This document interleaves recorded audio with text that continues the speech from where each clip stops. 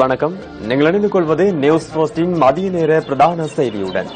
விரிவான செய்திகளுக்கு செல்ல முன்னர் முதலில் தலைப்புச் செய்திகள். இலங்கையில் கைது செய்யப்பட்டுள்ள தமிழக மீனவர்களை விடுவிப்பதற்கு இந்திய பிரதமருக்கு தமிழக முதல்வர் கோரிக்கை. கஞ்சா வியாபாரத்தில் ஈடுபட்டிருந்த கொலனாவி நகரசபையின் காவலாளி உள்ளிட்ட 2 ஊழியர்கள் கைது. சட்டவிரோதமாக ஹெரோயின் போதைப்பொருள் கொண்டு வந்த பாகிஸ்தான் பிரஜை ஒருவர் கட்டுநாயக்க விமான நிலையத்தில் கைது. பிரித்தானியாவின் விடுமுறை விடுதியொன்றில் ஏற்பட்ட ரசாயன வாயு கசிவு தொடர்பில் விசாரணைகள் ஆரம்பம். இனி விரிவான செய்திகள். முதலில் உள்நாட்டு செய்தி.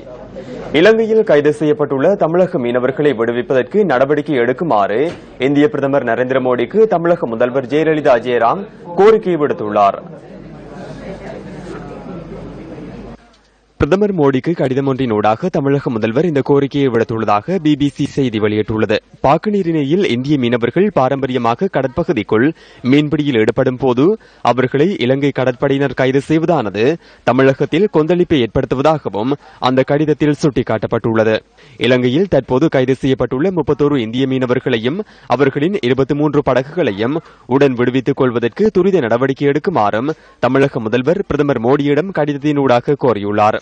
அத்துமீறி இலங்கை கடல் எல்லைக்குள் பிரவேசித்து மீன்பிடியில் ஈடுபட்ட குற்றச்சாட்டில் நேற்று அதிகாலை கைது செய்யப்பட்ட 26 இந்திய மீனவர்கள் எதிர்வரும் 6ஆம் தேதி வரை விளக்கமறியலில் வைக்கப்பட்டுள்ளமை குறிப்பிடத்தக்கது.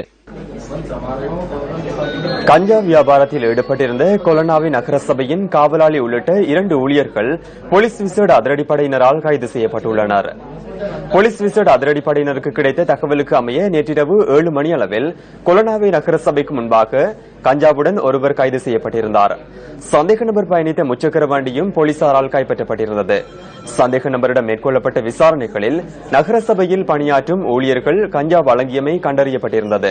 அதன் பின்னர் நகரசபைக்குள் இருந்து கஞ்சா கொண்டு சென்ற சந்தர்ப்பத்தில் 2 சந்தேக நபர்களும் விசேட அதிரடிப்படையினரால் கஞ்சாவுடன் கைது செய்யப்பட்டு மேலதிக விசாரணைகளுக்காக வெள்ளம்பிட்டி போலீசாரிடம் ஒப்படைக்கப்பட்டனர். சட்டவிரோதமாக ஹெரோயின் போதைப்பொருள் கொண்டு வந்த பாகிஸ்தான் பிரஜை ஒருவர் கட்டுநாயக்க விமான நிலையத்தில் கைது செய்யப்பட்டுள்ளார். கைது செய்யப்பட்ட சந்தேக நபர் மலபாயிலில் மறைத்து வைத்து போதைப் பொருளை கொண்டு வந்துள்ளதாக சுங்க ஊடக பேச்சாளர் சட்டப்பிரிவு பணிப்பாளர் லெஸ்லி காமினி தெரிவிக்கின்றார்.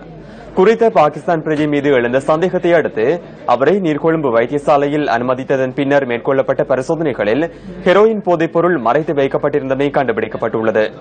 சந்தேக நபரின் மலவாயிலில் இருந்து போதைப்பொருள் கலக்கப்பட்ட 34 வில்லைகள் எடுக்கப்பட்டுள்ளதாகவும் சுங்க ஊடக பேச்சாளர் கூறினார். பாகிஸ்தானின் லாகூரில் இருந்து நேற்று பிற்பகல் 1:30 அளவில் நாட்டை வந்தடைந்த விமானத்தில் குறித்த பாகிஸ்தான் பிரஜை வருகை தந்திருந்ததாகவும் லெஸ்லி காமினி குறிப்பிட்டார். சம்பவம் தொடர்பில் மேலதிக விசாரணைகளை கட்டுநாயக்க சர்வதேச விமான நிலைய சுங்க பிரிவின் போதைப்பொருள் ஒழிப்பு பிரிவினர் மேற்கொண்டு வருகின்றனர். மக்களின் நிதியை அபிவிருத்தி நடவடிக்கைகளுக்கு பயன்படுத்துவதே தற்போதைய அரசாங்கத்தின் நோக்கம் என அமைச்சர் கயந்த கருணாதிலக்க தெரிவித்துள்ளார். மத்திகமுவில் நடைபெற்ற நிகழ்வொன்றில் அமைச்சர் இதனை குறிப்பிட்டார். தேயிலை தோட்ட உரிமையாளர்களுக்கான மானியம் வழங்குவதற்காக இந்த நிகழ்வு நேற்று நடைபெற்றது. நல்லாட்சியின் கீழ் துஷ்பிரயோகம், மோசடி, அரச பணத்தை கொள்ளையிடல் என்பவற்றை நிறுத்துவதற்கு மக்கள் ஆணையை வழங்கினார்கள். அவ்வாறு நடவடிக்கைகள் இடம்பெறும் பட்சத்தில் அவற்றை கண்ணை மூடி பார்த்துக் கொண்டிருக்க முடியாது. மக்கள் ஆணைக்கு அமைய அவர்களின் பணத்தை அபிவிருத்தி திட்டங்களுக்கு உரிய முறையில் பயன்படுத்துவதற்கான நடவடிக்கைகளை முன்னெடுத்துள்ளோம். கடந்த கால செயற்றிட்டங்களை நிறுத்தியிருந்தால் இவற்றையும் நிறுத்தியிருப்போம். பணம் ஒதுக்கப்பட்டிருக்கவில்லை. இல்லாவிடின் இந்த நிதியில் வேறு பெயர்களில் வேறு செயற்றிட்டங்களுக்கு பயன்படுத்தியிருக்க முடியும். நாம் அவ்வாறு செய்யாது இதேபோன்று அதன் 2ஆம் கட்டத்தை முன்னெடுப்பதற்கு உத்தேசித்துள்ளோம். மாத்தறை மாலின்பட பகுதியில் இடம்பெற்ற மக்கள் சந்திப்பில் பிரதியமைச்சர் லக்ஷ்மணியாப்பா அபேவர்தன கலந்து கொண்டார்.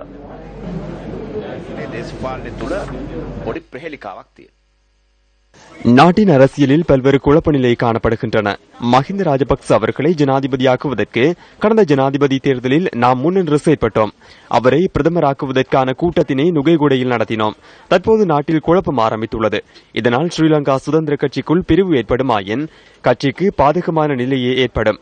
ஐக்கிய தேசிய கட்சிக்குள் எத்தனை பேர் இருந்தாலும் கிராமப்புறங்களில் அவர்களின் செல்வாக்கு குறைவடைந்துள்ளது.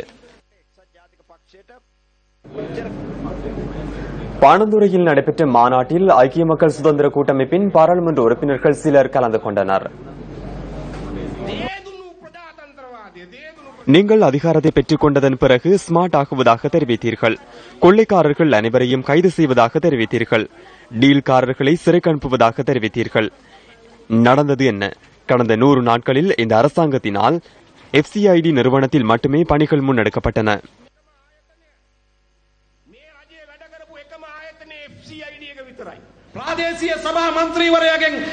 பிரதேச சபை உறுப்பினர்களில் ஆரம்பித்து பாராளுமன்றம் வரை இணைந்து முன்னாள் அரசாங்கத்தினை வலுப்பெற செய்து மஹிந்த ராஜபக்சவை பாதுகாக்கும் திட்டம் ஆரம்பிக்கப்பட்டுள்ளது. தற்போது இது பிரிக்கப்படவில்லை.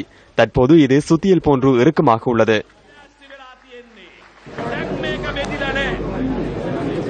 AH1N1 இன்ஃபுளுவன்சா வைரஸ் தொற்றினால் கட்டுப்படுத்துவதற்காக துரித நடவடிக்கை முன்னெடுக்கப்படுவதற்கான அவசியம் ஏற்பட்டுள்ளதாக சுகாதார தொழிற்சங்கங்கள் தெரிவிக்கின்றன.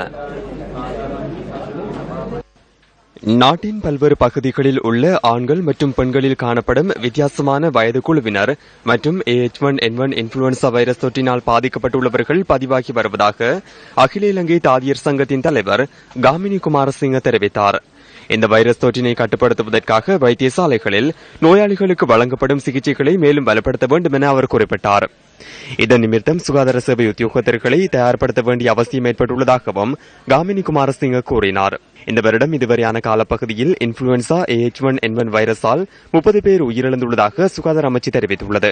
இவர்களில் 10 பேர் கர்ப்பிணி தாய்மார் எனவும் அமைச்சு குறிப்பிட்டுள்ளது. H1N1 நோய் தொற்றுக்கான அறிகுறிகள் தென்பட்டவுடன் மருத்துவ சிகிச்சைகளை பெற்றுக் கொள்வதன் மூலம் பாதிப்புகளை தவிர்க்கலாம் என சுகாதார அமைச்சின் தொற்றுநோய் ஒழிப்பு பிரிவு சுட்டிக்காட்டியது. சிறுவர் துஷ்பிரயோகத்தை தடுப்பது தொடர்பான செயலமர்வு இன்று புத்தளத்தில் நடைபெற்றது. புத்தளம் மதுரங்குழி ஆதரஸ் மத்திய மகா வித்தியாலயத்தில் இடம்பெற்ற இந்த நிகழ்வினை முந்தல் போலீஸ் நிலையம் ஏற்பாடு செய்திருந்தது. முந்தல் போலீஸ் நிலைய பொறுப்பதிகாரி தலைமையில் நடைபெற்ற இந்த நிகழ்வில் சிறுவர் துஷ்பிரயோகத்திலிருந்து பாதுகாத்தல் தொடர்பான விளக்கங்கள் அளிக்கப்பட்டதுடன் விரிவுரைகளும் முன்னெடுக்கப்பட்டன. இந்த நிகழ்வில் பாடசாலை ஆசிரியர்கள், மாணவர்கள் மற்றும் பெற்றோர்கள் என பலர் கலந்து கொண்டனர். இந்த நிகழ்வின் போது உயிர்நீத்த படையினருக்கு 2 நிமிடம் அஞ்சலி செலுத்தப்பட்டமை குறிப்பிடத்தக்கது.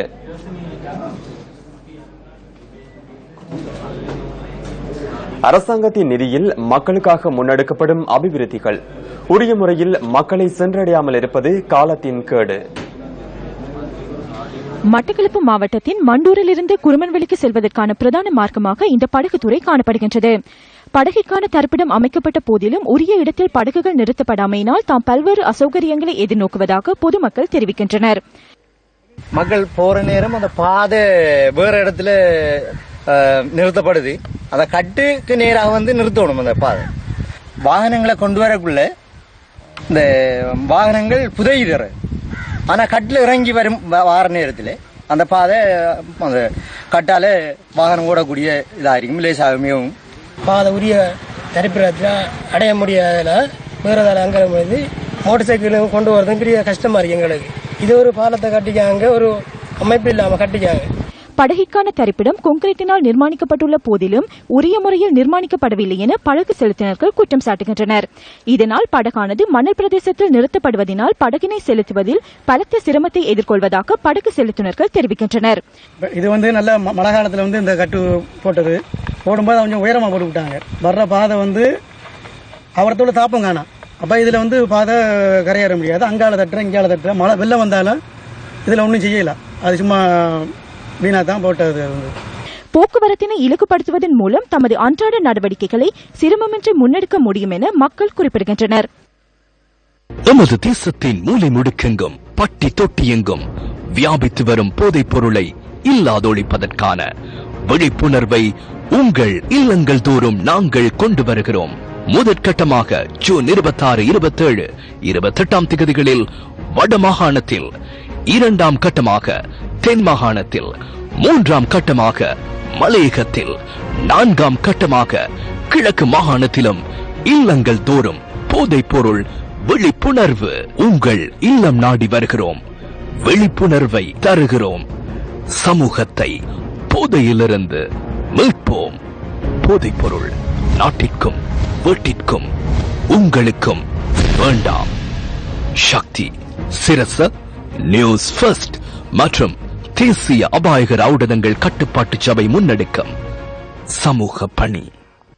இத்துடன் நியூஸ் ஃபர்ஸ்டின் மதிய நேர பிரதான செய்தி நிறைவு பெறுகின்றது. மீண்டும் சந்திக்கலாம் நியூஸ் ஃபர்ஸ்டின் 2:25 மணித்தியால செய்தியில். வணக்கம்.